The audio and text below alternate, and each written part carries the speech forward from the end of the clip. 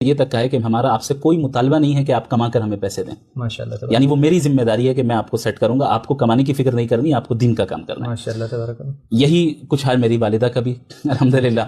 بچپن سے اس طرح کا ماحول ملا. والدہ نے بھی اکثر مجھ سے ایک مرتبہ مجھے یاد ہے کہ انسان کی طبیعت میں نشیب و فراز جو ہے وہ سے انسان گزرتا ہے اور قبض و بسط کی کیفیت آتی ہے. کبھی کبھی ایسا ہوتا ہے کہ انسان تھوڑا ڈاؤن فیل کر رہا ہے, کبھی سوچنے پر مجبور بھی ہوتا ہے انسان کہ میں جو کر رہا ہوں اسے کنٹینیو کرنا چاہیے یا نہیں کرنا چاہیے, صحیح ڈائریکشن پہ جا رہا ہوں یا نہیں جا رہا ہوں. کبھی کبھی تھوڑی سی جو ہے مایوسی سی کیفیت آ جاتی ہے. مایوسی تو نہیں کہنا چاہیے چونکہ مایوسی مومنین کو یہ زیب نہیں دیتی, لیکن بہرحال ایک ایسی کیفیت آتی ہے جہاں طبیعت بڑی ڈاؤن ہوتی ہے. تو ایک مرتبہ ایسے ہی میرے ساتھ بھی ہوا.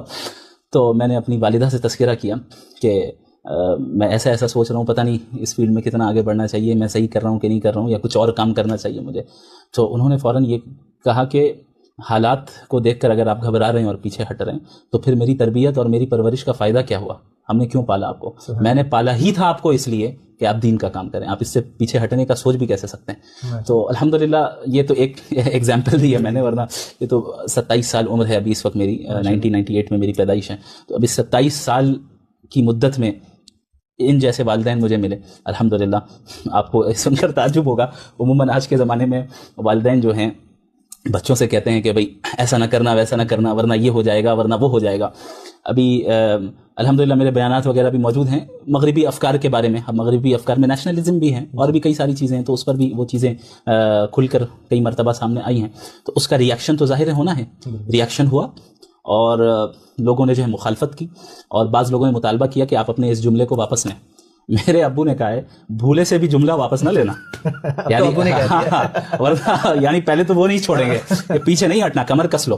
جب اس راستے کو اختیار کر لیا تب آگے بڑھنا ہے, پیچھے آنے کا کوئی سوال نہیں ہے. پیچھے آ کر مجھے اور پوری امت کو شرمندہ نہ کرنا, یہ میرے ابو کا لفظ ہے, یہ ان کا جملہ ہے. تو الحمدللہ اللہ رب العالمین ان دونوں کو جزائے خیر عطا فرمائے.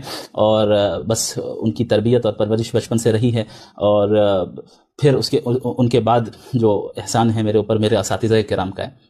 میرے اساتذہ جتنی بھی, یعنی سب کا نام لینا پاسبل نہیں ہے, لیکن جتنے اساتذہ کرام سے میں نے پڑھا ہے, الف با تا سا سے پڑھانے والے جو تھے وہاں سے لے کر آج تک جو مجھے مغربی تہذیب کے رد میں ٹرین کر رہے ہیں, جتنے اساتذہ کرام ہیں, ہر ایک کی کنٹریبیوشن ہے, ہر ایک کا اپنا ایک رول ہے. بالخصوص دارالعلوم ندوۃ العلماء کا, ندوۃ العلماء سے جو فکر مجھے ملی اور ندوۃ العلماء کے جو اساتذہ کرام ہیں ان کی تربیت میں رہنے کا موقع ملا, ان کی پرورش میں رہنے کا موقع ملا.